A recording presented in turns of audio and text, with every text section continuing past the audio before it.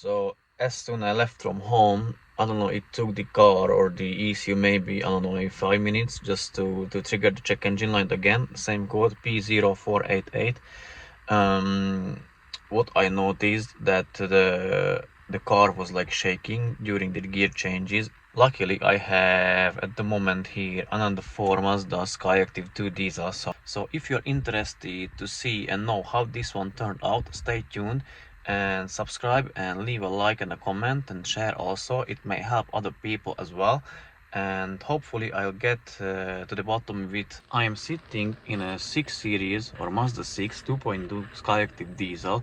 It is Sunday, and as I said, today is a carbon cleaning day. So I have already connected my scan tool and went ahead and scanned for fault codes. And what I can see, which I will show you in a bit, I can see P02488 fault code, which indicates the range and performance issue of the exhaust gas recirculation. So today we are going to clean this one from carbon cleaning. Also, when I start up this car, the check engine light stays on, and when the owner brought it here on the way here, he also had the SCBS malfunction on the dash. I'll show you where, and also the traction control light on. My initial guess was that he will have the fault code of P0101, but he doesn't have it. However, he had a remap which should be removed.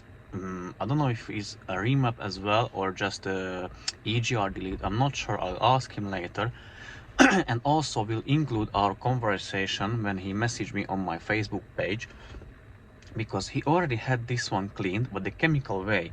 He paid £150, which is not the most.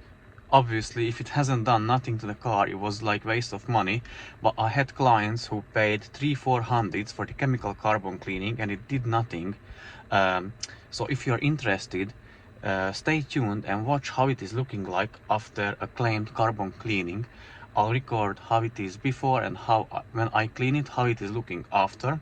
So now let me switch the camera, show you the dashboard, show a few things you should notice or make note of, or what to look for, show you the fault codes and check for live data, check for the values, what to look for, and how to set the diagnosis. Once I'm done with that, I'm going to open the bonnet, which is already opened, and I'm going to visually check the engine, see for any known issues, what I know about or what are known in the community.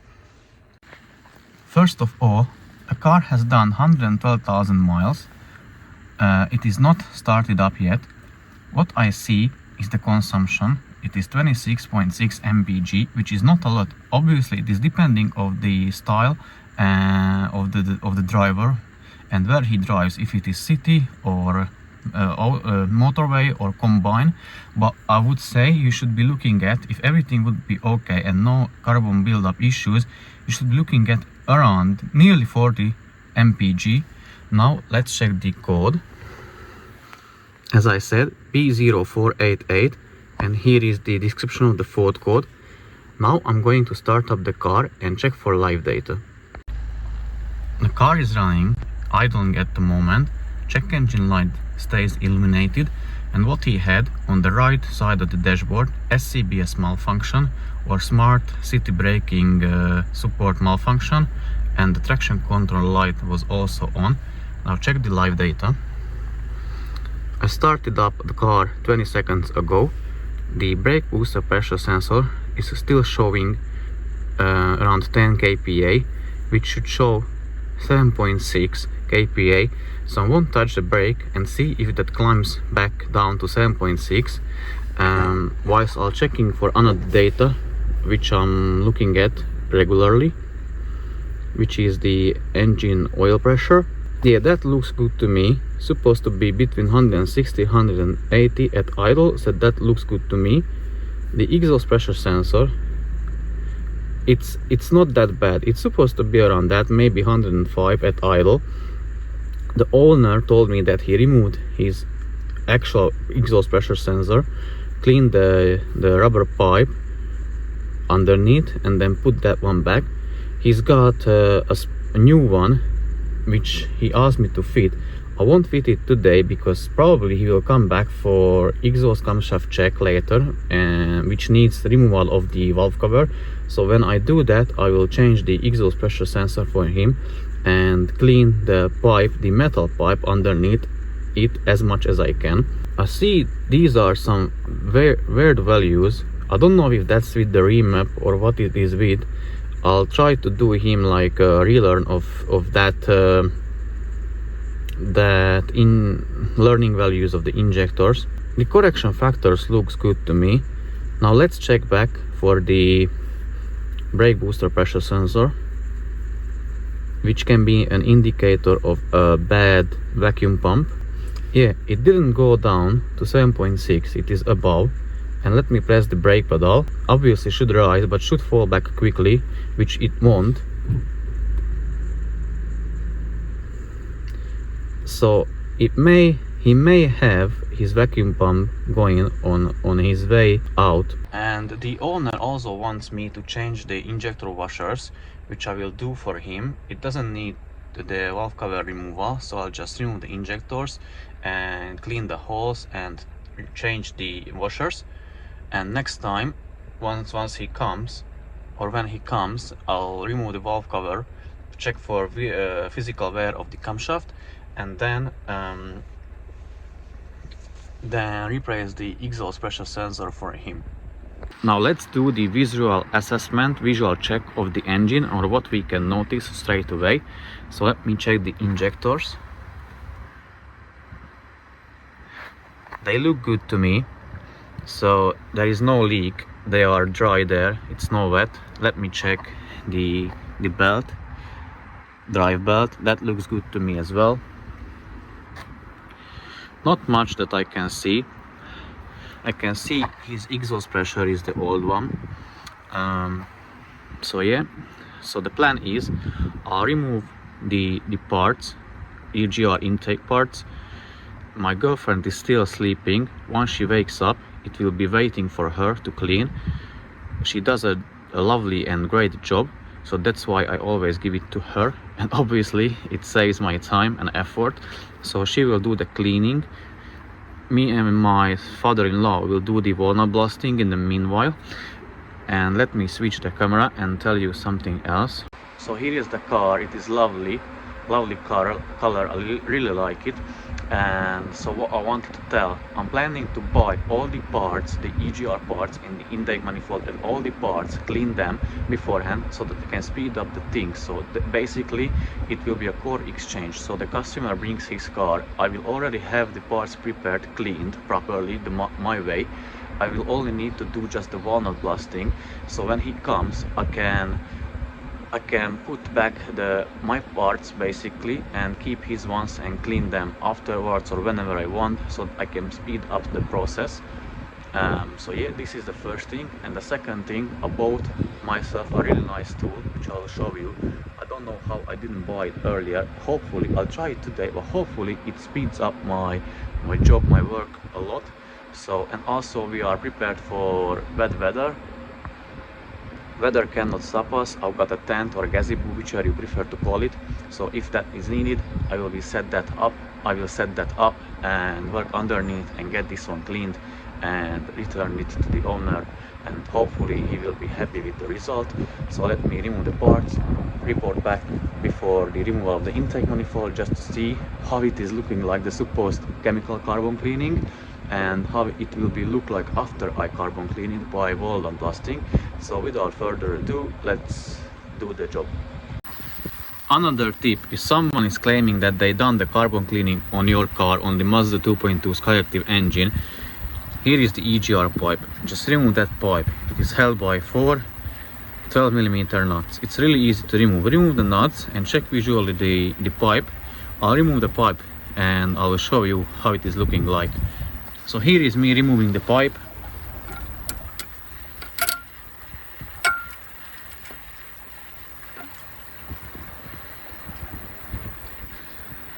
I can see that it had some effect. It's not that bad, so we will see the rest of the parts. Another thing I noticed on this one, you see that nipple there? supposed to be a breather hose or something called like that, and it was down there where the flap is for the coolant release, that white flap, that one. So it was around that. Yeah, so I found it down there. It wasn't put back, so once I'm assembling the car back, I'll putting it back. Now I undone all the bolts and nuts. The last thing is to remove the intake manifold. What I noticed that the chemical carbon cleaning has some effect, or I don't know if they just clean this pipe and remove, because this is really easy to remove, and this one too. So it may seem, you see, but from the other side is not clean. So this can be reached if you remove this pipe. So I don't know if they done that, but look at here, EGR as well. So I don't know if it has any effect. You tell me in the comment section. But what I noticed, what pissed me off, that all the gasket was so stuck on. As you can see, it is like a burnt or carbon or whatever, I don't know, it's like a glue. So I don't know if they put silicone on there, I don't know, seriously. So the gasket was so hard to take off. So now I'm removing the intake manifold.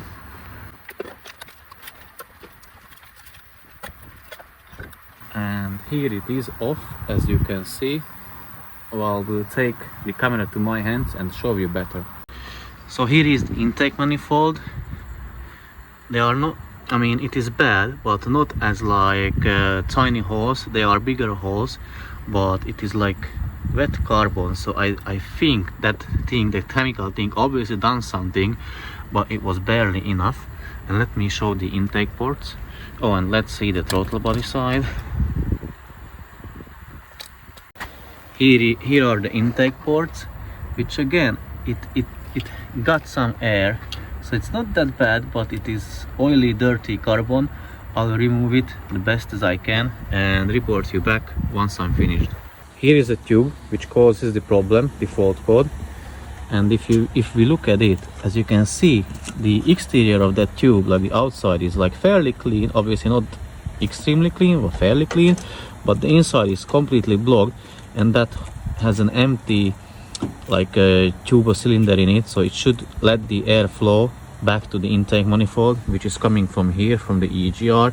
So if that is completely blocked, it cannot let the air go through or let it flow through it, and that's why it triggers the fault code. Usually the fault code is P02488.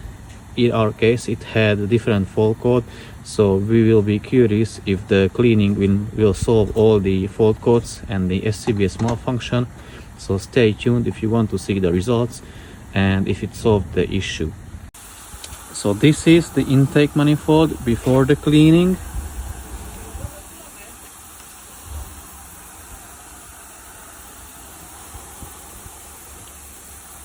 And I will show you after the cleaning as well.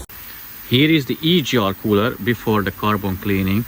So I stuck a light source on the other end and checking if I can see that through the channels, and I can see it. So it is not that bad as I seen them, but the truth to be told, that the owner told me that it has been cleaned by a mechanic as well, by someone else, not just the carbon cleaning company. So yeah, I don't want to shit on other person's job or other people's job. It doesn't look that bad, but I don't know if that's the result of the carbon cleaning or the physical cleaning of that other mechanic. And I'll clean that in the ultrasonic bath, clean it by hand as well, and then show you the result. I am done with the carbon cleaning, better said with the walnut blasting, so that I can show you the results, how it turned out. Obviously, again, I still need to touch up the mating surface, and yeah, that it will be done then.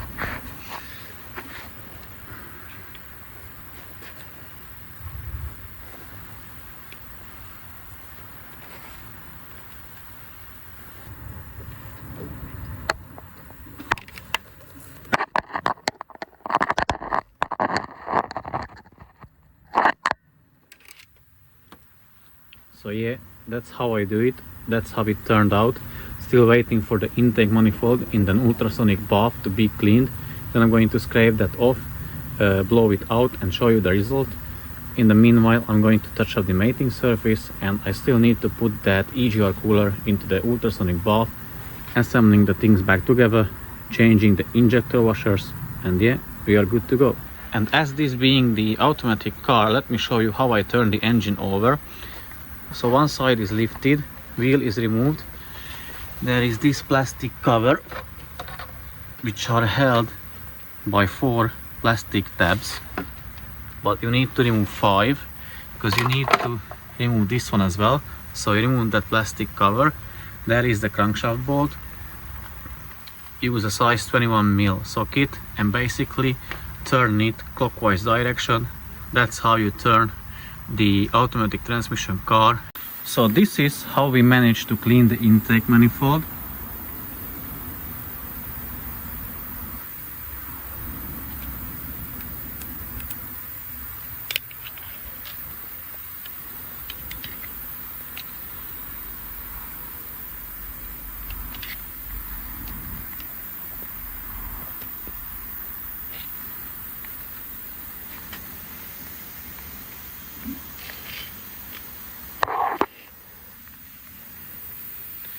And now we are going to put back this to the car, wait for the EGR cooler to be cleaned. I'll show you that one as well.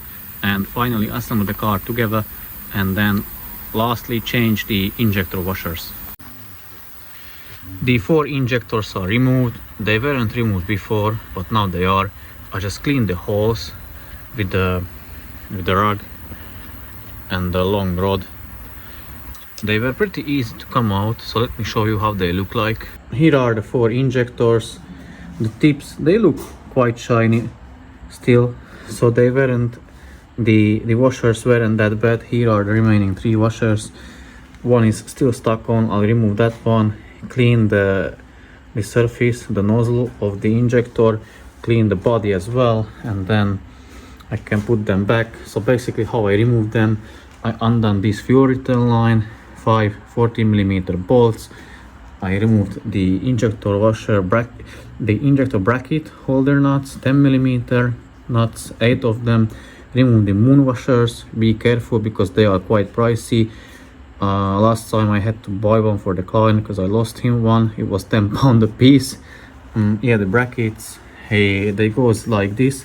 So if you're looking at the front of the car, the smaller hole is on the left side, the bigger on the right. And yeah, they have a special tightening procedure.